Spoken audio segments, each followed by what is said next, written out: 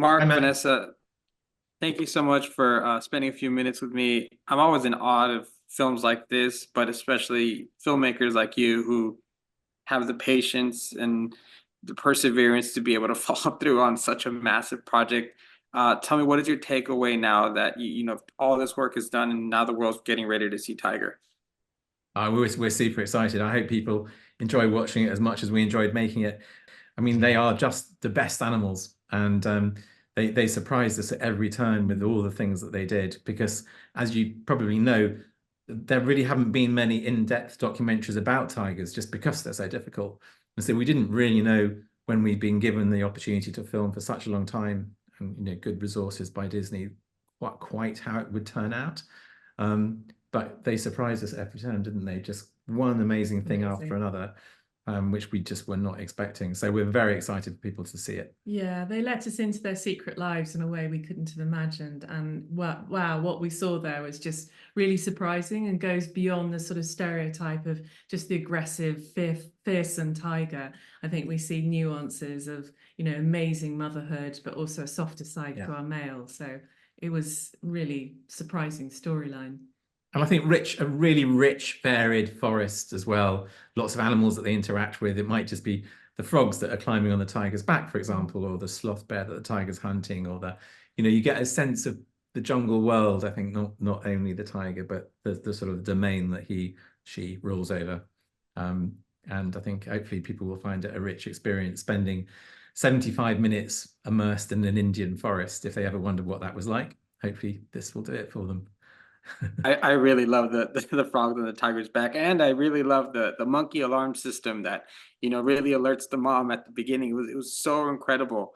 Tell me, I was talking with Roy earlier and saying this wouldn't be possible without some of the new technological advances in cameras and just overall tech. What are some of the key pieces of tech that you guys find that was so important into being able to get that close and personal with such a secretive animal?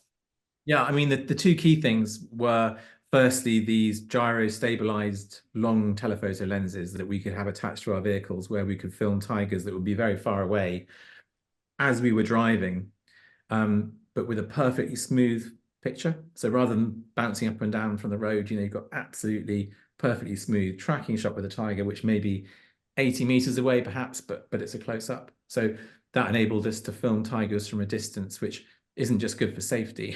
It's good because they just often are a long way away.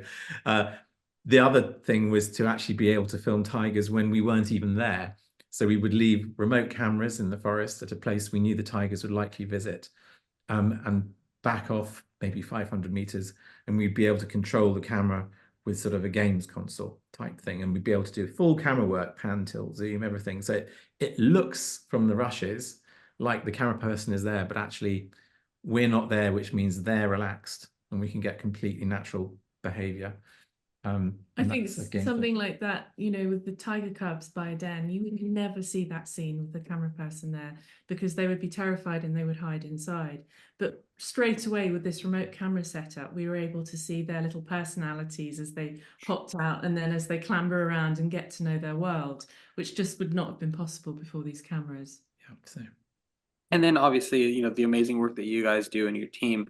What does it take for filmmakers like you to have the patience and perseverance to be able to really take the time to follow these animals from the almost entire circle of life, where we see two different generations of tigers being born from this one mother.